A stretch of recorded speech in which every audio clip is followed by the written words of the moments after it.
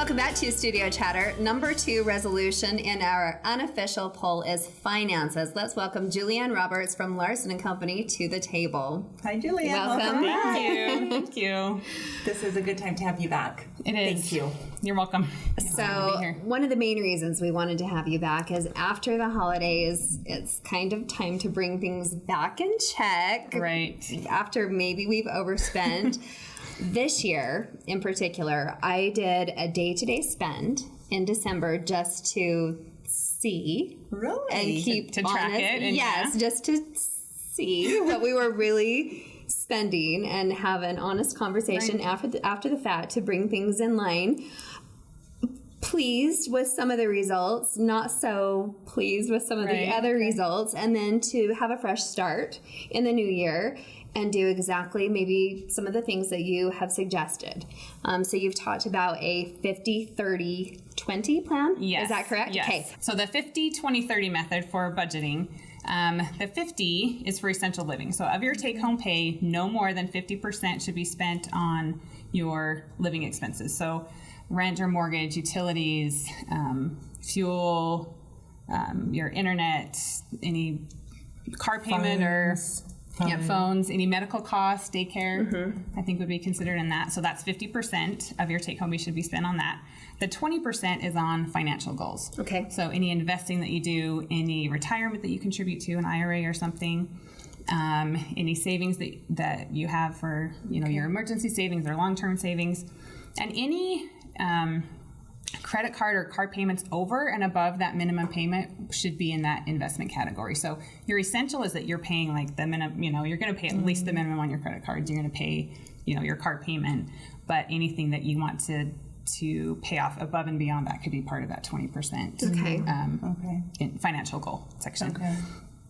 So of the 50%, we know that there's things that have variables. So the things that maybe change, I guess, month to month because maybe your electrical or maybe you change phone plans over the course of time or something that are going to be up or down. How do you... I guess, what's the best way to track that? I'm sure maybe you're using QuickBooks or something like that, but not everybody is. Is there like a... It is important to know that you've got to be flexible. This 50-20-30 plan, might be tweaked every month, or every 6 months, so you've got to be flexible and understand that might change a little bit. And the 30% is your personal spending. So which is my favorite section. Right? Yeah, right? Yeah, mine too. Eating out, movies, shopping, whether it's clothes shopping or, stuff for your house, anything like that is personal spending.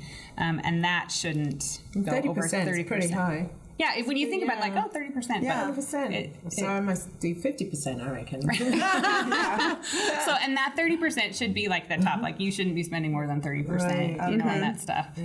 And you might have to decide for your family, where things fit. So maybe you can change that a little bit. Maybe. So if you have different goals, maybe you change the percentages a little bit? Maybe. Okay. But I mean, I think the reason that I liked this method, I think it gets really overwhelming for someone to be like, I got a budget, I have to have this and this, all these categories. Yeah. You still got to track, like you said, but I think it's a little less intimidating to just kind of think of 3 broad categories. Yeah, I've never thought of that. Of how you're tracking your money a little, maybe it might be a little easier. What would that go 20? Into?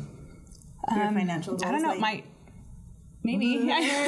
Like a lot of people in our community donate to their church, for example. So if 10% of your income, would that be essentials? It might depend on your beliefs, and what's right for your family. Okay. I was talking to my husband about this, and we decided that extracurricular activities for the kids would probably be in personal spending.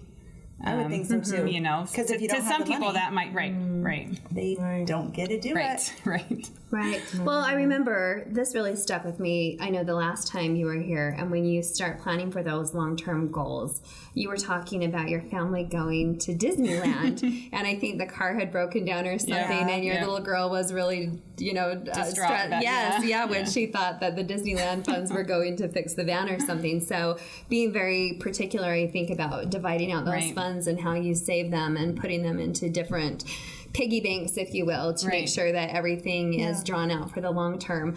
And I know just by trying to see our day-to-day spending and trying to keep things in check by, is that a want or a need? And then what are the long-term goals?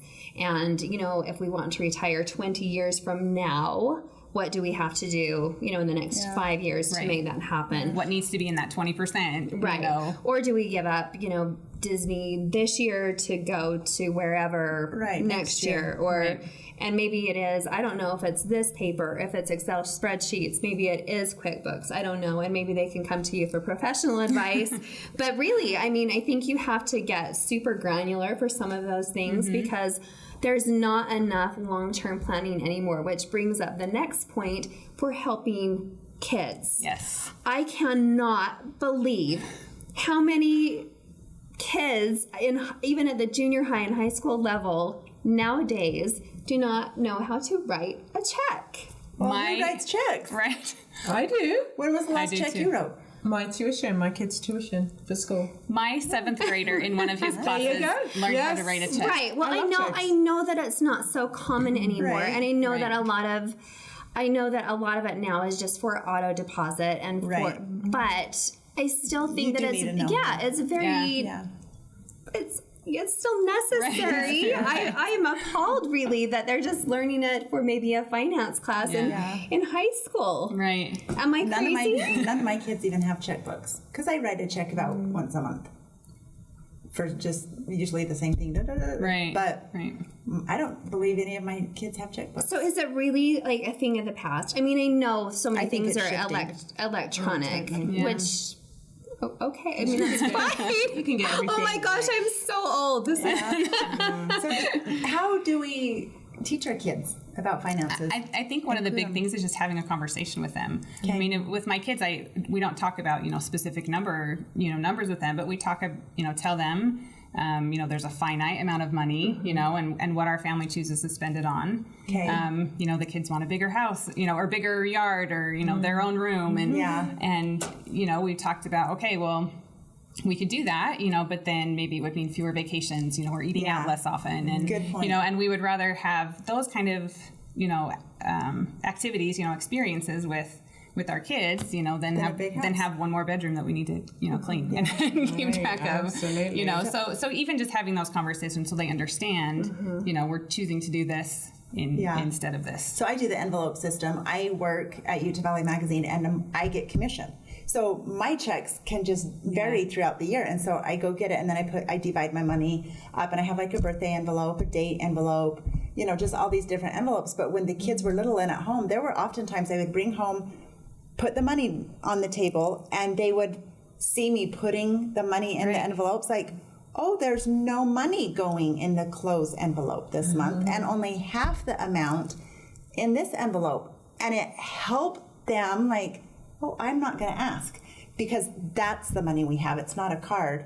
Right. That's they saw the dollars. I know. I love that. And there was another point that you had here on our points to discuss today is about letting them fail. Yeah. Yes. Because I think that's what I don't love about the electronic system is because there's nothing to illustrate that there's no money because they just don't see it. And in the land of like, we just get it. Yeah. And I remember even as a small child saying, well, just write a check. Because, I was from the land of check writing, just write a check. Use your card. Right? Or, the credit card system. Yeah. So, no, I love it. So this is so good. Thank you. Include your kids. Yeah, absolutely. Just a conversation. And if anyone would love some professional advice, how do they get a hold of you?